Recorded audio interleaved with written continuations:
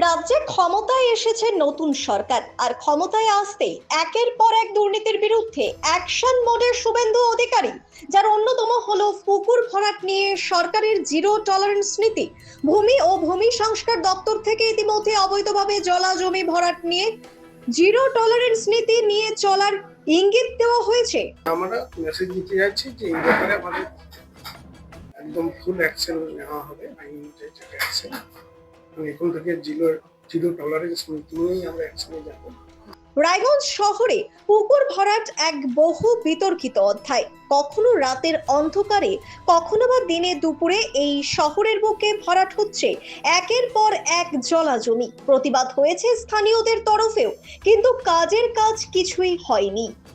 আমরা বিএলআর অফিসে গিয়েছিলাম সেই নিয়ে যে এই জমিগুলো পুকুরগুলোকে ভরাট করা হচ্ছে, কিন্তু কোনো রকম আমরা রেসপন্স পাইনি, মানে কোনো পজিটিভ তাতে কিছু হয়নি। যেরকম ভরাট চলছিল সেরকমই ভরাট চলেছে। তাদের মতে এই পুকুর ভরাটের ফলে নষ্ট হয়েছে শহরের জল নিকাশি ব্যবস্থা। সমস্যায় পড়ছেন সাধারণ মানুষ। যে জলাভূমি রয়েছে সেই জলাভূমি ভরাট করে দেওয়ার ফলে সেই জলাভূমি দিয়ে জল নিকাশি ব্যবস্থা নষ্ট হয়ে গেছে। ফলে এর যে চারধারের মানুষ যারা আছে তাদের উপরে, তাদেরকে তাদের বাড়ির সামনে, তাদের বাড়ির ভেতরে প্রায় 1 হাঁটু করে জল বর্ষার সময় ছাড়াও জমে থাকছে। পুকুর ভরাট প্রভাব ফেলেছে বাস্তুতন্ত্রেও, অবলুপ্ত হয়েছে বিভিন্ন প্রজাতি। পরিবেশবিদদের প্রশ্ন, কাগজের অধিকার না থাকলে কি বাঁচার অধিকারও থাকে না? জীবগুলো, প্রাণীগুলো তারা হয়তো নিজেদের হয়ে কথা বলতে পারে না, কিন্তু আমরা সাধারণ মানুষ বা পশুপ্রেমী সংস্থার সদস্যরা তাদের হয়ে বলতে চাই যে তাদেরও বাঁচার অধিকার আছে। যে জলজ পাখিগুলো থাকে, শামুক থেকে শুরু করে, ব্যাঙ থেকে শুরু করে, বিভিন্ন সাপ থেকে শুরু করে বিভিন্ন জলজ উদ্ভিদ আছে, সেগুলো নষ্ট হচ্ছে।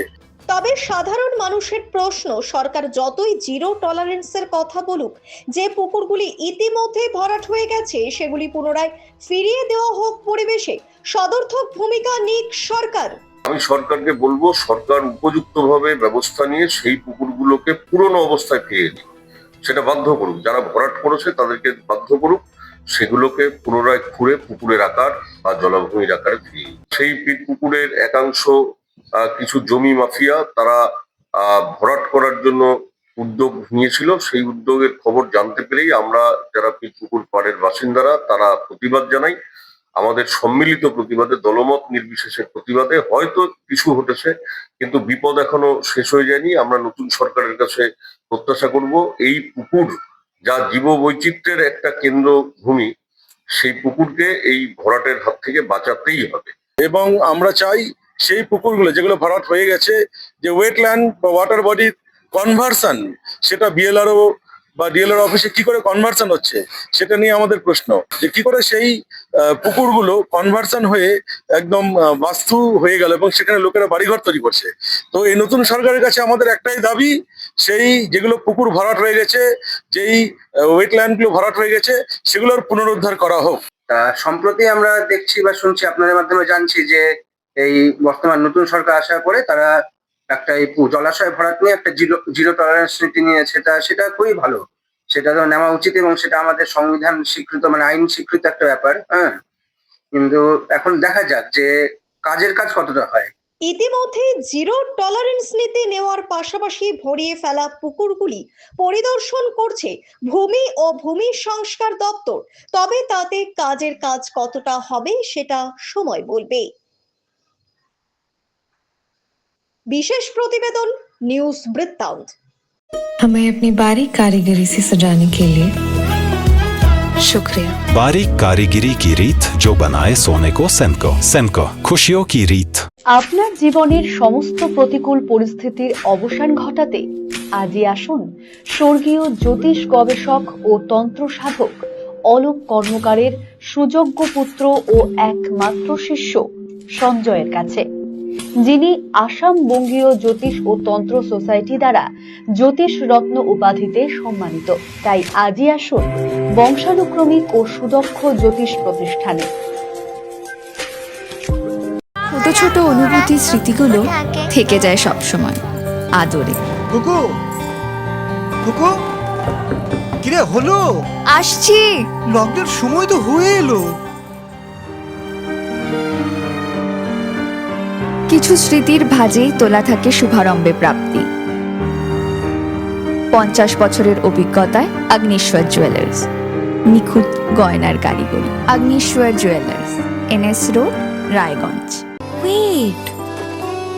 So this was your wedding look. Oh my god, Tammy, you look pretty.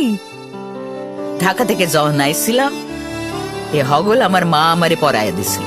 It's so authentic, Tammy. I will go for this look. But what about my goina?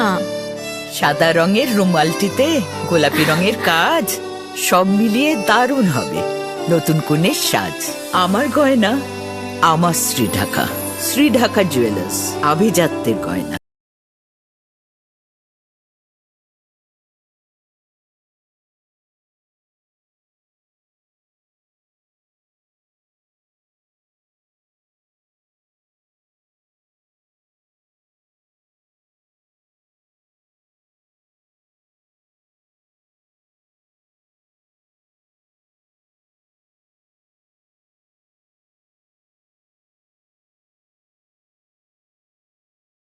আমার প্রথম ছবি, প্রথম অর্জন, সারা জীবনের স্মৃতি, তাই গয়নাই কিনেছিলাম।